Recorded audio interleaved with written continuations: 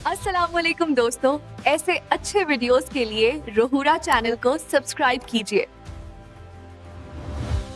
अक्सर रमज़ान में एक ऐसी चीज़ है जिसे हम सब नज़रअंदाज कर देते हैं।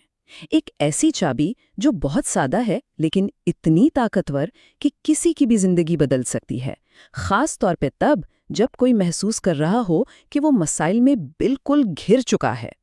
ये एहसास बहुत से लोगों को होता है। रमज़ान तो आ गया, लेकिन दिल पर कर्ज, उदासी या आने वाले कल का खौफ एक बोझ बना हुआ है।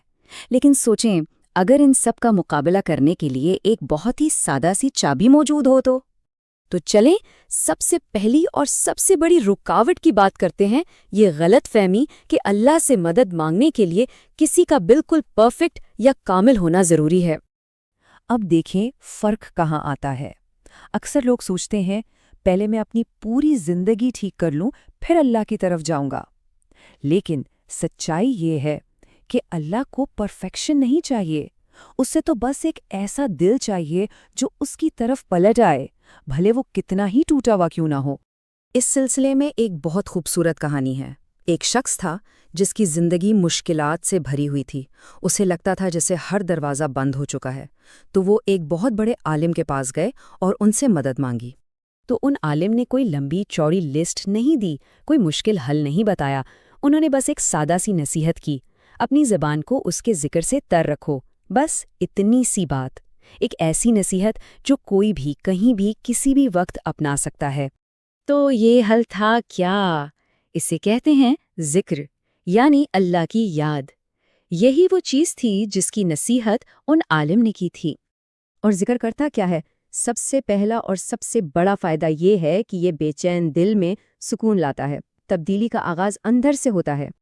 और देखें, ये कोई सिर्फ फ़लसफ़े की बात नहीं है, ये कुरान की सीधी आयत है।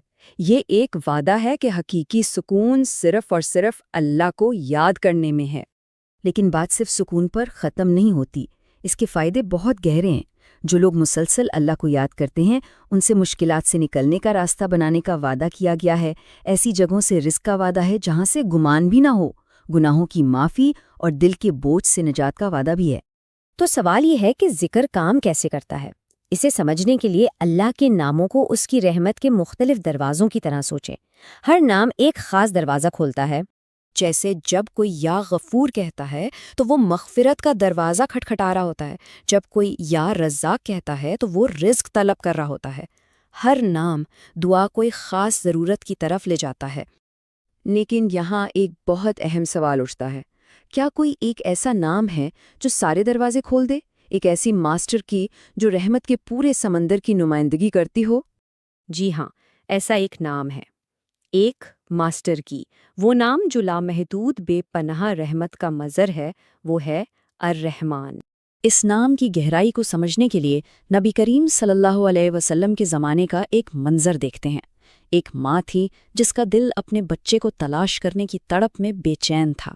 वो उसे पागलों की तरह ढूंढ रही थी और फिर उसने उसे ढूंढ लिया। इस लम्हे में जो मोहब्बत, सुकून और रहमत थी वो नाकाबिले बयान थी। उसने बच्चे को सीने से लगाया और जैसे दुनिया की तमाम परेशानियां ख़त्म हो गईं। ये मंजर देखकर नबी करीम सल्लल्लाहु अलैहि वसल्लम ने अपने सहाबा से पूछा, तुम्हारा क्या ख्याल है? क्या ये माँ अपने बच्चे को आग में फेंक सकती है? सबने कहा, कभी नहीं। तब आप सल्लल्लाहु अलैहि वसल्लम ने फरमाया, अल्लाह अपने बंदों पर इस माँ से भी कहीं ज़्यादा मेहरबान है। यही अर्रहमान का असल मतलब है। ये वो रहमत है जो मोमिन और गुनहगार सबको घेरे हुए है। ये वो रहमत है जो किसी की पैदाइश से भी पहले से मौजूद है। तो इसे अपनी ज़िंदगी में कैसे लाया जाए?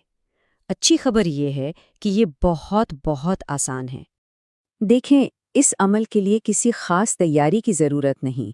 ये ज़रूरी नहीं कि कोई पाक साफ हो या किसी ख़ास जगह पर हो। ये तो बंदे और उसके रब के बीच एक सीधा ताल्लुक़ है। उसे चलते हुए कहा जा सकता है, गाड़ी चलाते हुए, काम करते हुए या सोने से पहले बिस्तर पर लेटे हुए। बस दिल से एक नरम सी सरगोशी, या रहमान। हर बार जब कोई ये कहता है तो वो खुद को उसकी लामहदूद रहमत की याद दिलाता है। اور یہی اس ساری بات کا نچوڑ ہے۔ جب کوئی اس ذات کو پکار رہا ہے جس کی رحمت کی کوئی حد نہیں، تو پھر اس کی دعاؤں کی بھی کوئی حد نہیں ہونی چاہیے۔ اس رمضان رحمت کا یہ دروازہ کھلا ہے۔ سوال یہ ہے کہ سمندر سے کیا مانگا جائے گا؟